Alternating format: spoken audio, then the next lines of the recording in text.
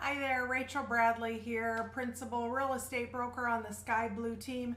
Today I wanted to talk about home inspections and why I think they're important, and maybe I'll discuss a little bit about situations that I've seen through the years in different transactions and kind of touch on the different options when it comes to a home inspection. So a typical home inspection, when a buyer purchases a home, they have what's called their inspection contingency period, and this is typically 10 business days. So during that 10 business days, the buyer can hire their own inspector or inspectors and have the home inspected. If any issues come up on that home inspection, they can request that the seller remedy those items, and in the event that the seller will not meet the buyer's terms, or if the buyer is not satisfied with what the seller is willing to do, the buyer can back out of the transaction and is entitled in that contingency period to receive their earnest money back. So I'll probably talk more about earnest money in another video, but so let's dive right in. A typical home inspection, the inspector will inspect the entire house, including the house's envelope, so the roof and the siding, and all major systems. So we're talking HVAC, AC. They also do make sure that appliances like the dishwasher and the oven or the stove are in working order. They do not look at refrigerators. Refrigerators are considered personal property along with washers and dryers, so the inspector does not inspect those items. They look at the electrical box to make sure that everything looks up to code and in good working order there. And again, all your major systems and the envelope of the home. They do not look at cosmetic issues, so they might call some things out on the inspection report that could show up, but when you purchase a home, I always like to inform my buyers that that home is being purchased as is. So if you don't like the flooring, or you think the paint is really rough, or the carpet is in bad shape, there are situations where we might be able to get a credit for some of those items, but it's pretty standard to just assume that the home that you're purchasing is the way that it looks when you're purchasing it.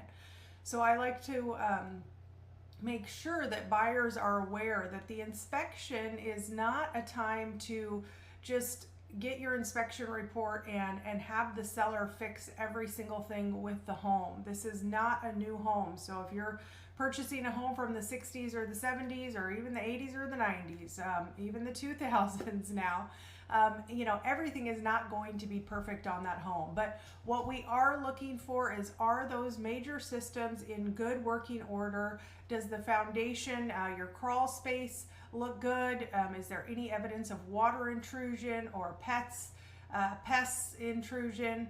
We also look at, the inspector looks at the attic space to look, is it insulated? Has there been any evidence of moisture issues?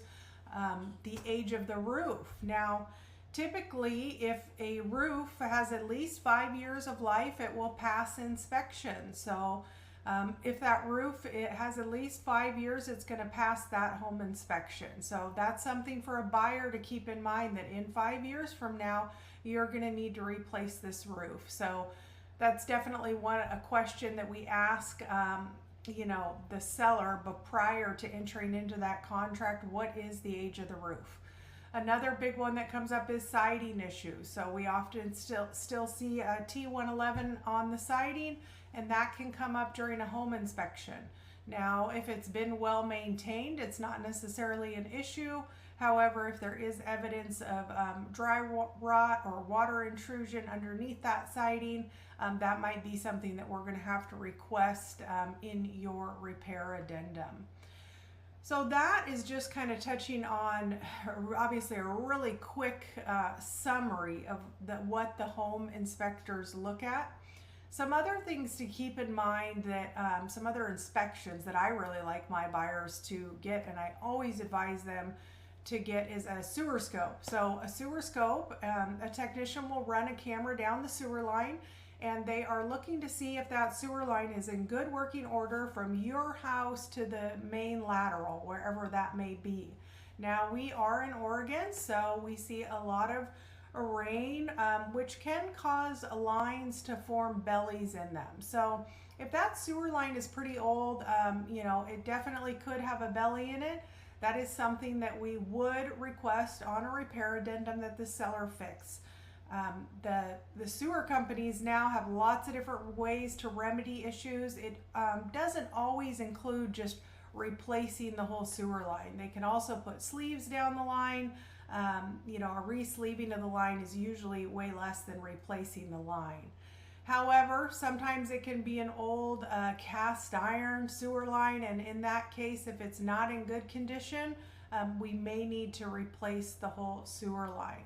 So I just had a client recently who purchased a house, did not get a sewer scope, wasn't planning on selling the house.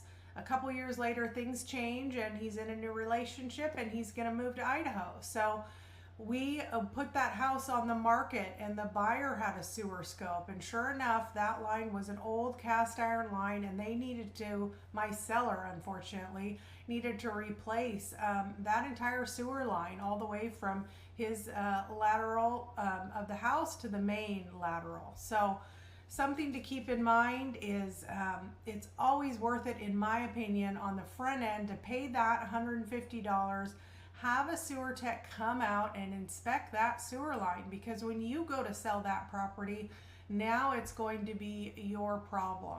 And the last thing you want to deal with is a sewer issue when you move into your house. So another inspection that I see done quite a bit is radon.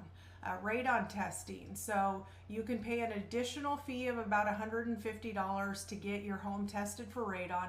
I believe they leave the test unit in the house for 48 to 72 hours, and it is testing for radon levels throughout that period of time.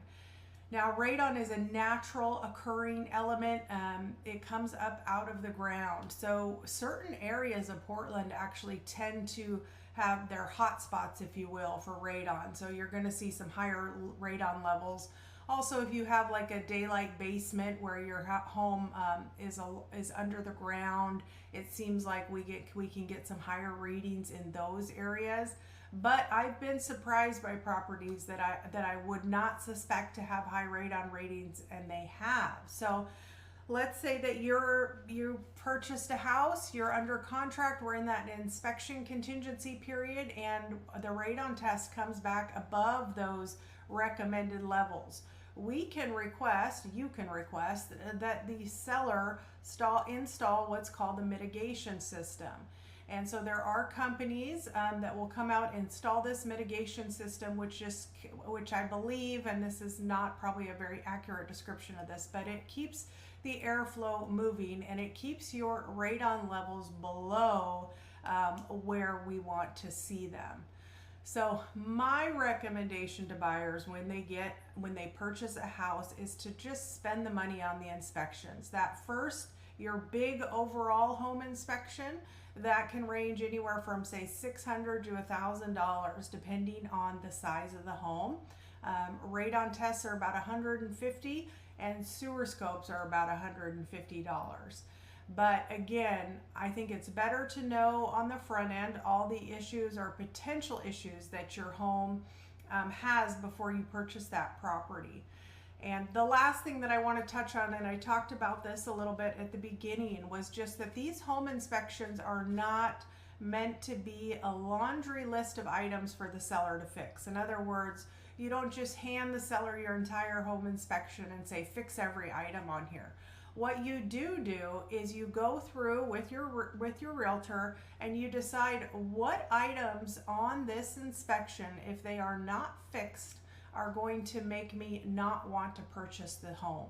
And those are the items that you focus on. So it's much better to negotiate on, say, 3 must-have items than to give the seller a huge laundry list of every single thing that the inspector found and expect the seller to fix that.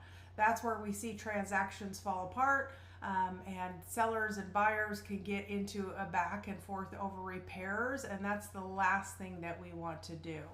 So I hope this information was helpful. If you're looking to buy or sell a home, feel free to reach out. I am always happy to help, and happy house hunting.